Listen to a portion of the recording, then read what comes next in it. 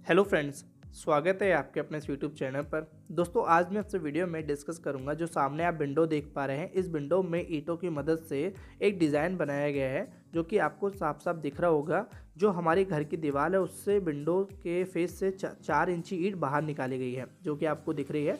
इस तरह का डिज़ाइन दोस्तों आप अगर आप विंडो में बनाते हैं तो हमारे घर की विंडो में एक अच्छा लुक आता है। और ज़्यादातर दोस्तों लोग बार इसको घर के फ्रंट में या साइड में आउटर विंडो में देते हैं, जिससे लुक भी बहुत अच्छा हो जाता है विंडो का भी और घर के फ्रंट एलिवेशन का भी।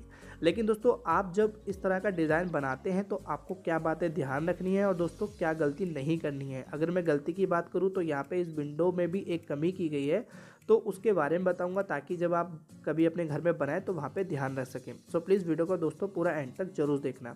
अगर दोस्तों मैं बात करूँ पहली चीज़ की, तो यहाँ आप जो देख रहे हैं जो विंडो में ईंट बाहर निकाली गई है, ये दोस्तों आपके ऊपर डिपेंड करेगा कि आप कितने इंची निकाल रहे हैं। कुछ लोग 9 इंची निकालते हैं तो कुछ लोग 4 इंची निकालते हैं, जैसे कि आप यहाँ देख रहे हैं यहाँ 4 इंची निकाली गई है। अब दोस्तों जब आप ये निकालते हैं तो ये चीज़ तो आपको ध्यान रखनी है कि जितनी हाइट पे आप विंडो लगाएंगे, फिर चाहे वो 3 फीट पे लगा रहे हैं या 2.5 फीट पे, उसके बाद ही ये हमें निकालनी होती है।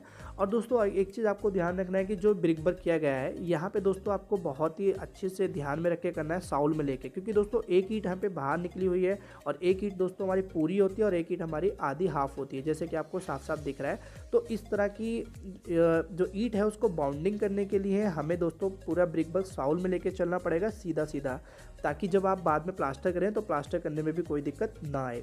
अब दोस्तों अगर मैं एक चीज़ की बात और करूँ तो यहाँ पे दोस्तों एक कमी की गई है। वो कमी आप देख पा रहे हो कि यहाँ पे जो हमारा सिल लेवल होता है, जिस फेस पे जिस हाइट पे हमारी विंडो रखी है, उस हाइट के या उस लेवल पे हमें एक बीम देना होता है। वो बीम दोस्तों हमारा कुछ हाइट कुछ लेंथ तक बाहर भी निकालना होता है, जितनी लेंथ में आप अपना ब्रिक बक दे रहे हैं बाहर को। लेकिन यहाँ पे दोस्तों क्या क्या है कि यहाँ पे कोई भी नीचे आप देखें कि बीम नहीं है, सिर्फ ईंटों की मदद से इन्होंने जुगाड़ कर दिया है।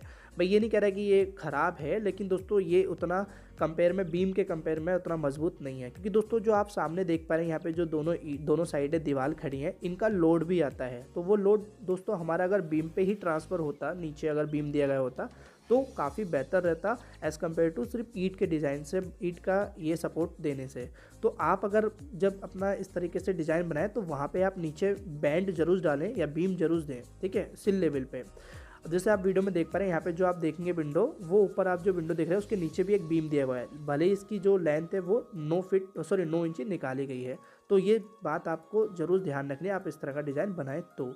जैसे ही आप नीचे एक बीम देंगे या बैंड देंगे, ऐसे ही दोस्तों आपको ऊपर भी उतना ही उसी लेंथ में सपोर्ट देना होगा या छज्जा देना होगा, ठीक है, तभी आपका ये डिज़ाइन अच्छा लग पाएगा लुक में।